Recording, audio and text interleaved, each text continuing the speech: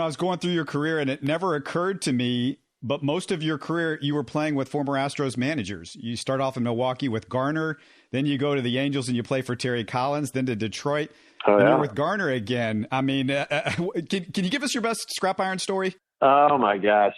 I'll tell you one that I laugh at. It just kind of epitomizes him. And this happened probably about 12 or 13 years ago. And I remember I was just in my car and I get a phone call, and Phil Garner had just come out of a movie theater and he had seen Moneyball. And there was a particular scene in that movie where there was a player who was on the bubble. They were trying to think of two different players that might make the team, and they were talking about one particular player. And one of the scouts at the table said, "Have you seen his wife?" And they go, "No, why?" He said, "Well, she's ugly. She's ugly. She's kind of big. I just don't think he has confidence.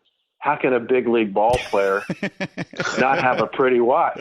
So they took the other guy because he had a really pretty wife. And Garner had to call me after this stupid movie. He said, because that was the exact reason why I made my first roster with the Milwaukee Brewers, because my wife was hot. It sounded awesome. like a little league, like one of the little league dads drafting players because the mom was hot, right? Oh, goodness. Oh. What do you remember about Collins? What do you remember about playing for him?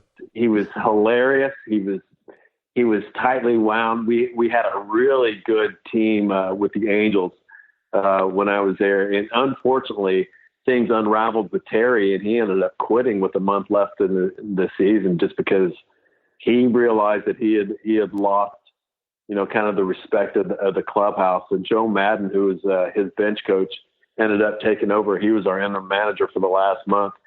But I'll tell you what, Terry Collins, for me, and I had a lot of conversations with him later when he was with the Mets, when I was doing pre- and post-game stuff with the Astros, and having really nice conversations. But he treated me like gold. He took care of me, and I really respected him, the way he took care of his starting pitchers. He didn't leave them out there to die, and he would really pay attention to that part of the game, which I think is probably the most important part of a manager's job is to run a bullpen and to run a pitching staff. And it's the hardest one to do as well. And I thought he did it pretty darn well. You're listening to Houston Sports Talk.